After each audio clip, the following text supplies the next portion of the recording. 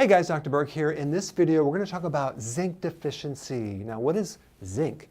Zinc is a trace mineral. It's basically a mineral that's needed in a lot smaller amounts, but it's necessary because if you're deficient, you're going to have a lot of different issues. Number one, your sense of smell will go away. Your sense of taste will not be there. You won't actually be as hungry. Those are some common symptoms. White spots on the nails. You got these little spots on the nail. But usually what happened is that you ate a lot of carbohydrate that depleted the zinc, because too much sugar or carbohydrate will pull zinc out of your body.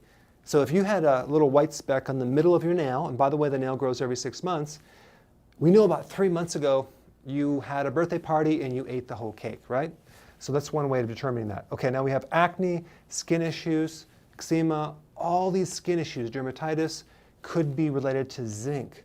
But there's other things that can cause skin issues too that almost mimic a zinc deficiency, like a vitamin A deficiency or a vitamin B2 or B6 deficiency.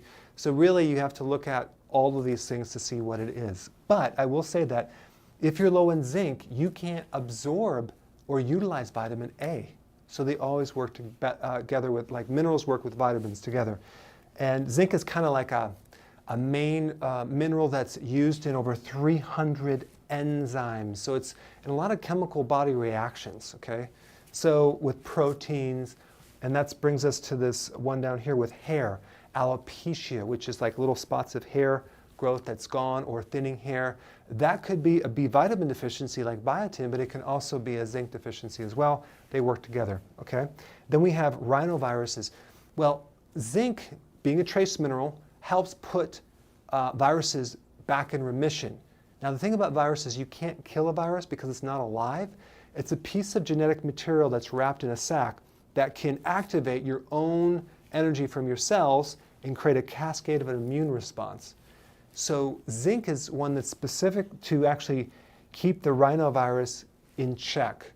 And actually it can, if you take zinc when you're starting to get sick, it can speed up the time of overcoming the sickness, and actually can prevent that issue as well. But rhinovirus is like the one that you have the postnasal drip, the sinus congestion, the sore throat, the sneezing.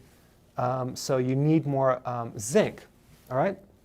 And then we have lower testosterone, both in male and female.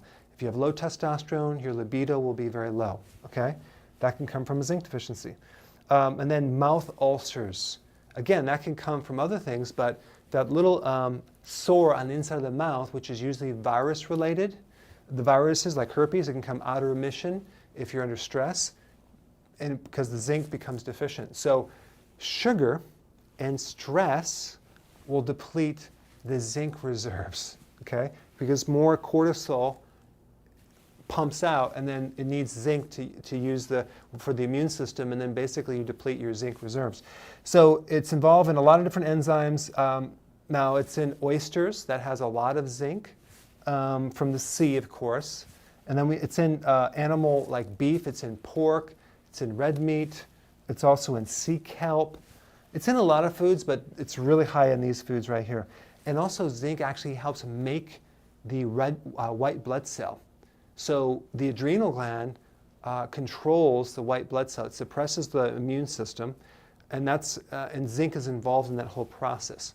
So we have a relationship between countering stress, having the trace minerals to make sure that your immune system is strong, okay?